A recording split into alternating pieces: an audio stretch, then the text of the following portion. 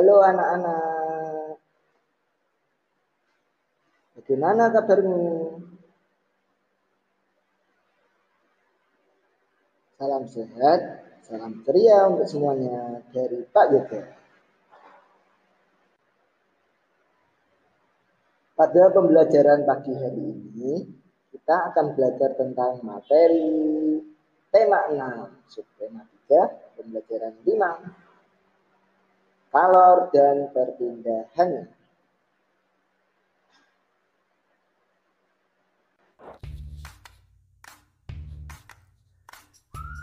Kompetensi dasar Mopel IPA. Yang pertama, KD 3.6 menerapkan konsep perpindahan kalor dalam kehidupan sehari-hari.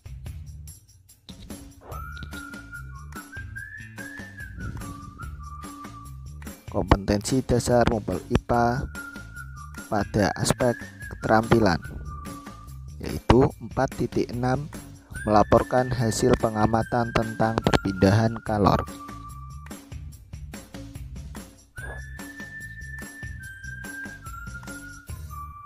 Indikator pencapaian kompetensi IPA.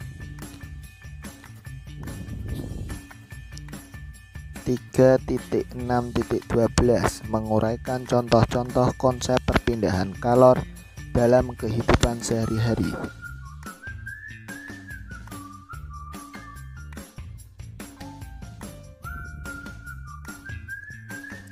IPK IPA 4.6.9 menyajikan laporan hasil pengamatan tentang benda-benda yang bersifat mempercepat dan menghambat perpindahan kalor. Tujuan pembelajaran. Pada video ini tujuan pembelajaran yang pertama adalah 1. Melalui tayangan video, peserta didik dapat menguraikan contoh-contoh benda yang menggunakan konsep perpindahan kalor secara rinci dan lengkap. 2. Tujuan yang kedua adalah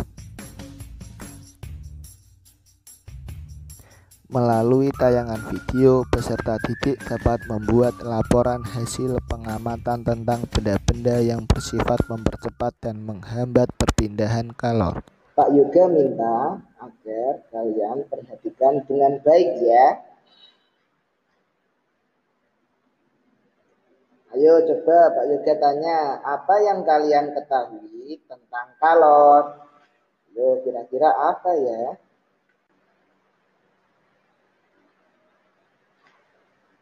Pengertian kalor adalah kalor atau panas adalah energi yang berpindah dari suhu yang tinggi ke suhu yang rendah.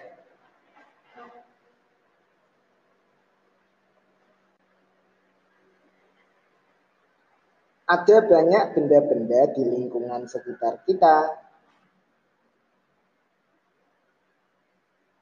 Benda yang dapat menghantarkan panas disebut konduktor.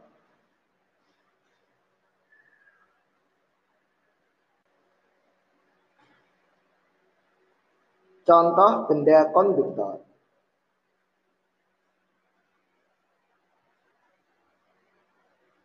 Yang pertama adalah besi. Besi merupakan benda konduktor. Contoh yang kedua adalah aluminium. Aluminium merupakan benda konduktor karena dapat menghantarkan panas.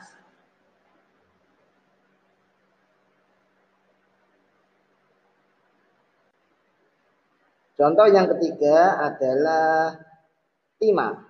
Timah merupakan benda konduktor karena dapat menghantarkan panas. Benda yang tidak dapat menghantarkan panas disebut isolator.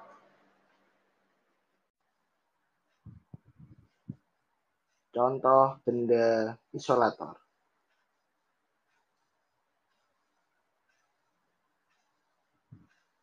Yang pertama adalah kertas. Kertas merupakan benda isolator karena kertas tidak dapat menghantarkan panas. Benda yang kedua adalah kain.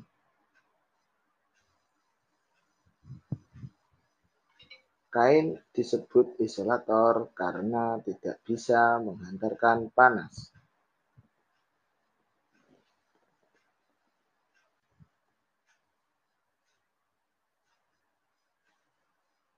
Benda yang ketiga adalah kayu.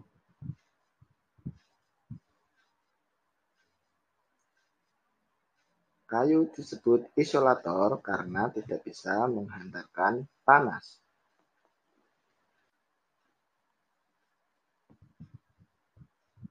Cara perpindahan kalor.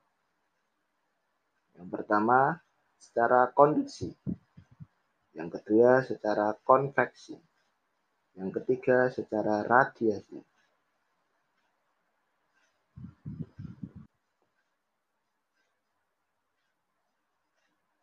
Yang pertama adalah konduksi. Konduksi adalah perpindahan panas melalui zat padat yang tidak ikut berpindah. Contoh konduksi. Besi yang dipanaskan. Yang kedua adalah konveksi. Konveksi adalah perpindahan panas melalui aliran yang zat perantaranya ikut berpindah. Contoh konveksi. Gerakan balon udara yang dipanaskan.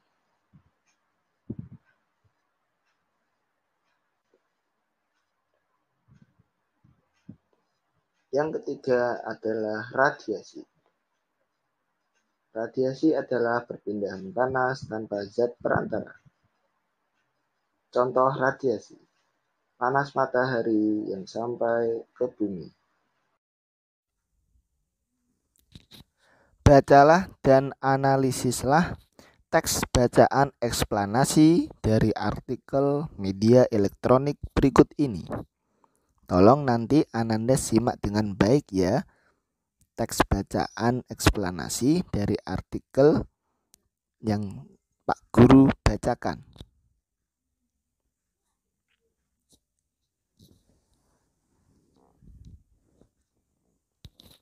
Konduksi.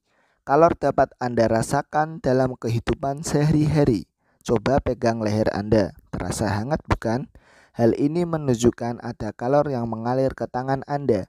Demikian jika sepotong sendok makan yang Anda bakar pada api lilin, lama-kelamaan tangan Anda merasakan hangat dan akhirnya panas. Peristiwa perpindahan kalor melalui suatu zat tanpa disertai dengan perpindahan partikel-partikelnya disebut konduksi. Perpindahan kalor dengan cara konduksi disebabkan karena partikel-partikel penyusun ujung zat yang bersentuhan dengan sumber kalor bergetar.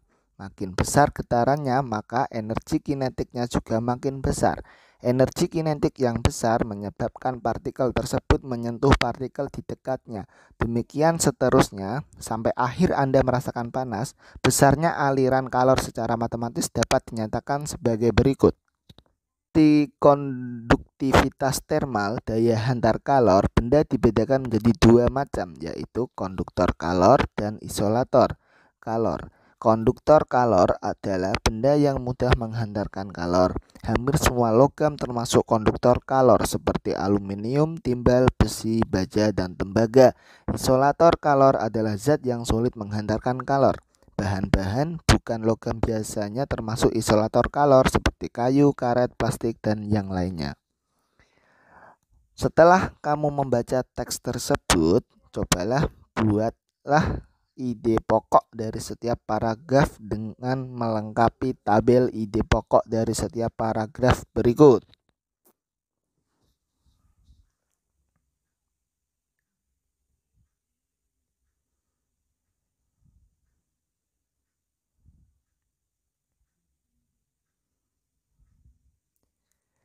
Ide pokok teks konduksi ada 3 bagan atau peta konsep, saya bisa bilang seperti itu. Nanti dibuat pada paragraf 1 ditulis ide pokoknya, pada paragraf 2 ditulis ide pokoknya pada paragraf 2, serta pada paragraf 3 nanti yang di paragraf 3 ditulis ide pokoknya.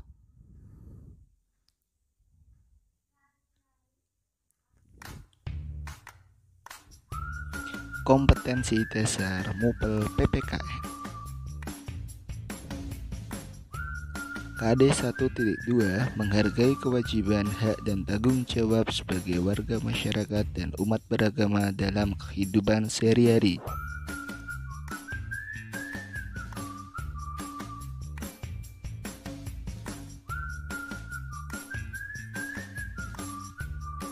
KD 2.2 menunjukkan sikap tanggung jawab dalam memenuhi kewajiban dan hak sebagai warga masyarakat dalam kehidupan sehari-hari.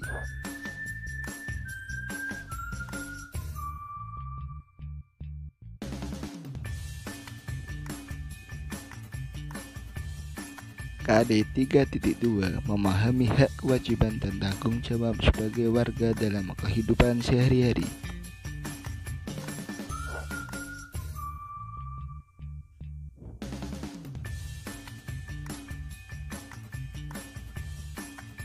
KD 4.2 menjelaskan hak, kewajiban, dan tanggung jawab sebagai warga masyarakat dalam kehidupan sehari-hari. Indikator pencapaian kompetensi PPKN. 1.2.1 menghargai sikap tanggung jawab dalam memenuhi kewajiban dan hak sebagai warga masyarakat di lingkungan rumah.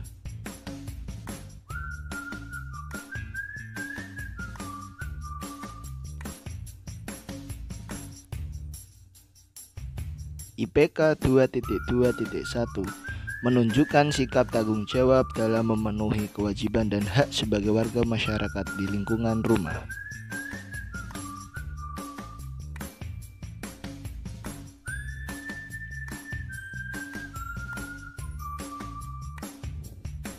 IPK 3.2.10 menganalisis penyebab yang timbul karena tidak adanya kewajiban di masyarakat.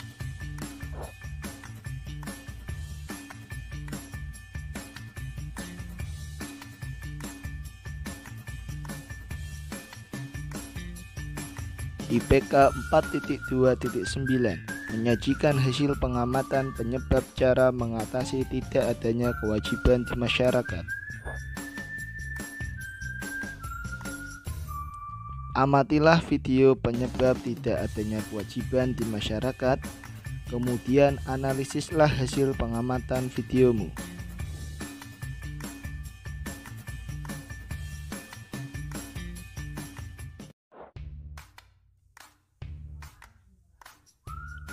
Apa itu kewajiban? Ayo, siapa yang tahu? Kira-kira apa ya itu kewajiban? Ya, benar. Kewajiban adalah sesuatu yang harus dilakukan dengan penuh rasa tanggung jawab. Jadi, kewajiban masyarakat adalah sesuatu yang harus dilakukan seseorang sebagai warga masyarakat dengan penuh rasa tanggung jawab.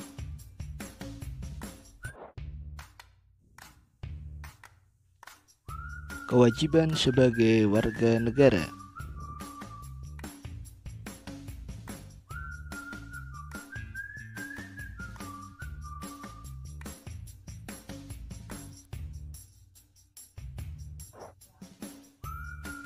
Ada banyak macam kewajiban. Salah satunya adalah kewajiban warga negara terhadap lingkungan. Kira-kira apa maksudnya ya?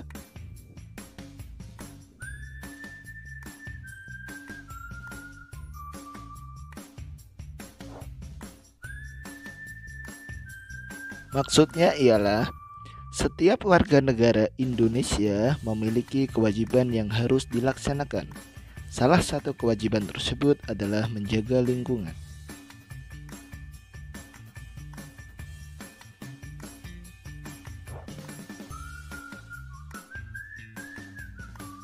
Apabila kewajiban dilaksanakan dengan baik, maka akan tercipta lingkungan yang sehat, asri, dan aman.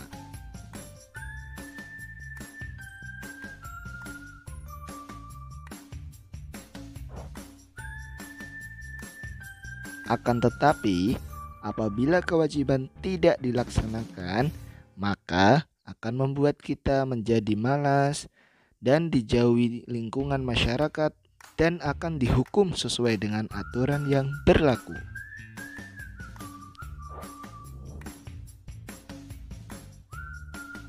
Contoh pelaksanaan kewajiban menjaga lingkungan sekitar. Yang pertama adalah membuang sampah pada tempat sampah. Yang kedua, turut serta dalam kegiatan membersihkan lingkungan sekitar. Yang ketiga adalah turut serta dalam kegiatan mengamankan lingkungan sekitar supaya lingkungan menjadi aman. Yang keempat adalah menanam tanaman di lingkungan sekitar.